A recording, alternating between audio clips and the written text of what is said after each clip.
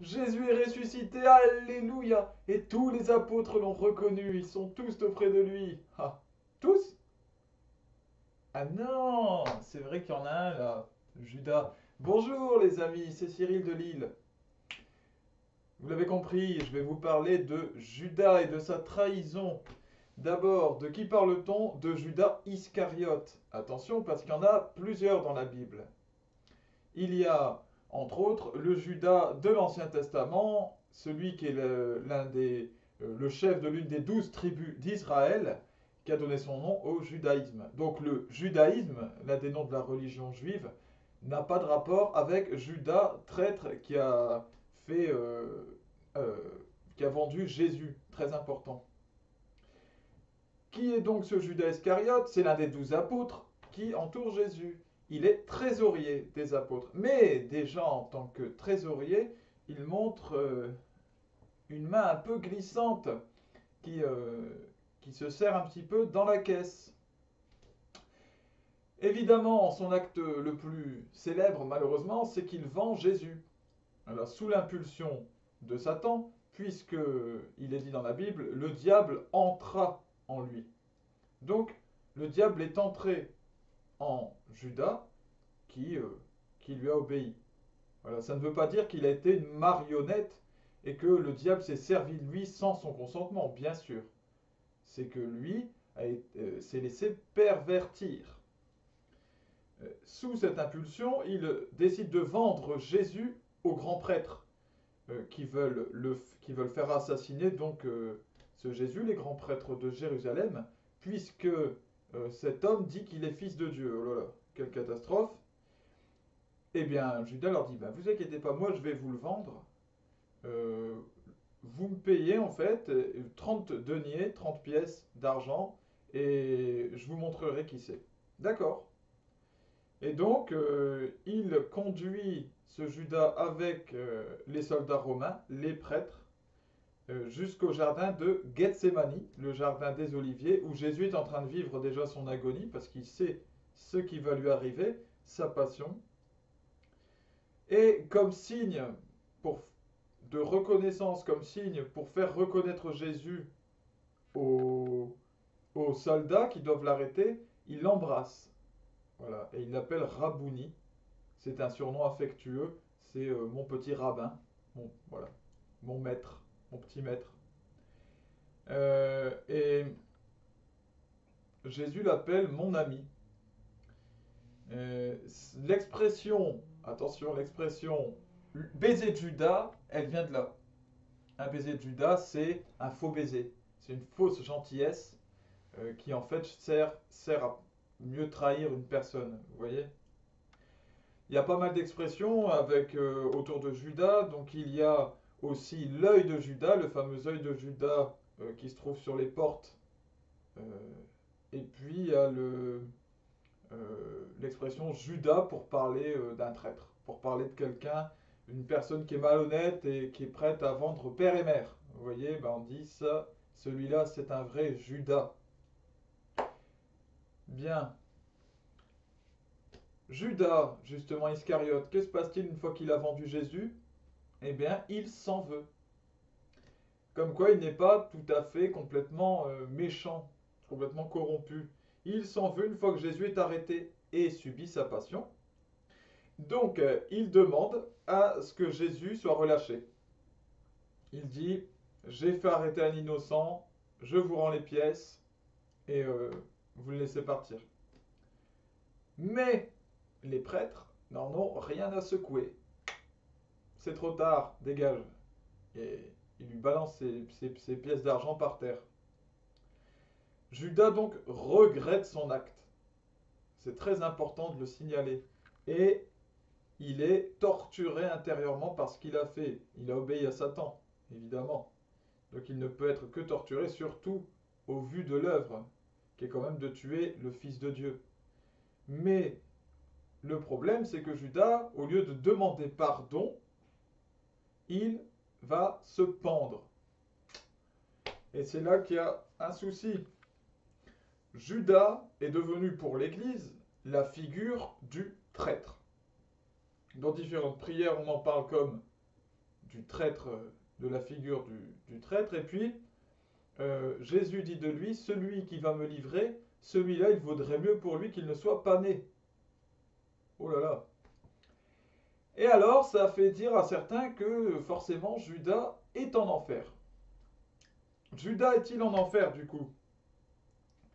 Nous n'en savons rien. C'est très important. C'est un dogme de l'Église. L'Église ne peut condamner personne à l'enfer. Elle se base tout simplement sur une parole qui dit « Ne jugez pas et vous ne serez pas jugés ». Donc ne jugez pas de qui peut être en enfer, de qui le mérite ou non. L'Église quand même confesse que des âmes sont en enfer. On ne peut pas dire le contraire. Vous voyez, c'est subtil. Il est impossible de dire que personne n'est en enfer et que tout le monde va au ciel. C'est un mensonge. Hein, on ira tous au paradis, c'est pas vrai. Cela dit, nous ne pouvons pas chercher à savoir qui s'y trouve. C'est simple en fait.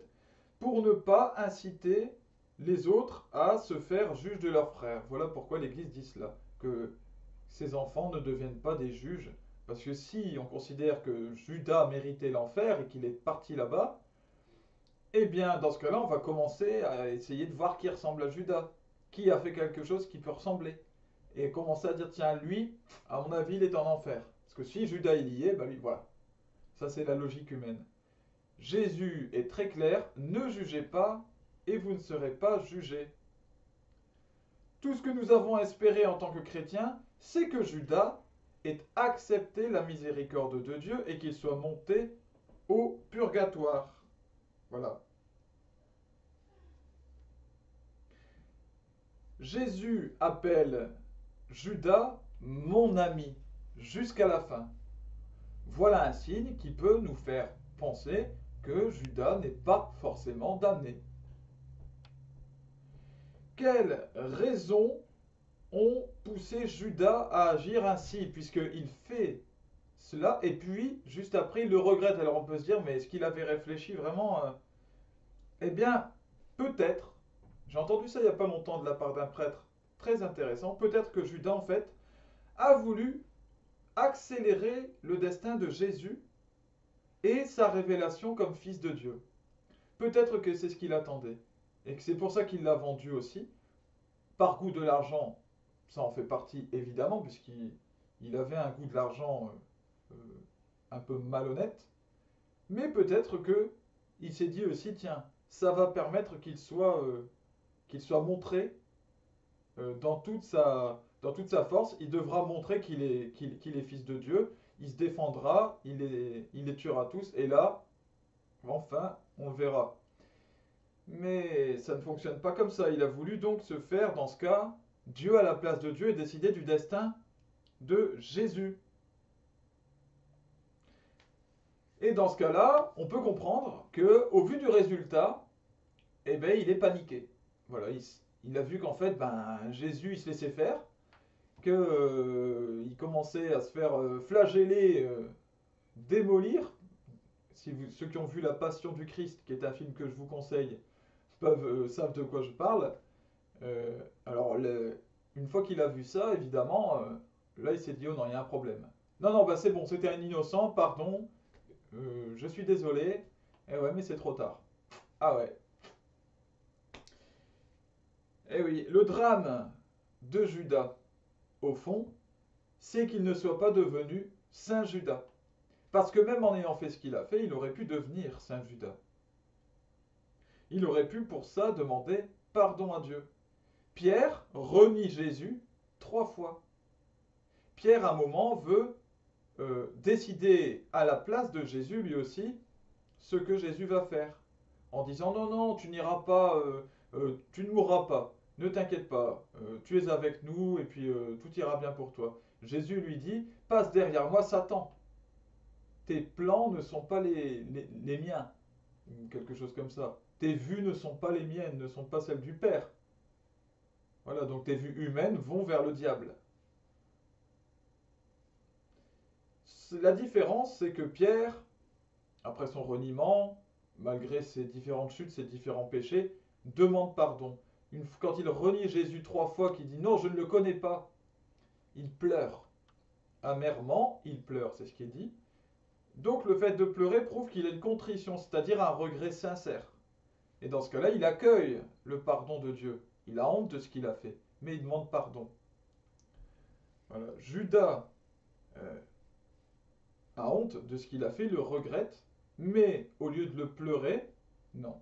Il se condamne froidement, durement, et j'arrête là. Au lieu de s'humilier, d'affronter, de faire face au regard de Dieu et des hommes, et d'accepter d'être montré dans toute sa petitesse et puis de demander pardon. Nous sommes tous un petit peu parfois Judas. Et il faut demander à Dieu de nous protéger de ces moments où nous voulons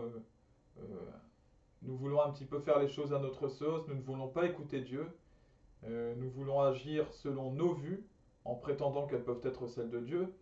Puis il y a des moments où on préfère une situation. On peut préférer quelque chose de matériel, alors qu'à ce moment-là, on pourrait annoncer Jésus, par exemple.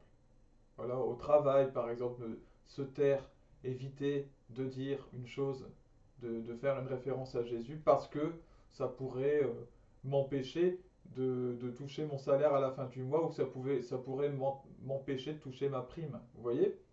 Ben voilà, nous sommes un petit peu Judas dans ces cas-là. Alors que le Seigneur nous permette de ne pas juger déjà les autres, quels qu'ils soient, en disant lui mérite d'être en enfer, forcément il est en enfer, que le Seigneur nous garde de cela et qu'il nous garde nous-mêmes de la tentation de trahison et de faire les choses par nous-mêmes. Voilà.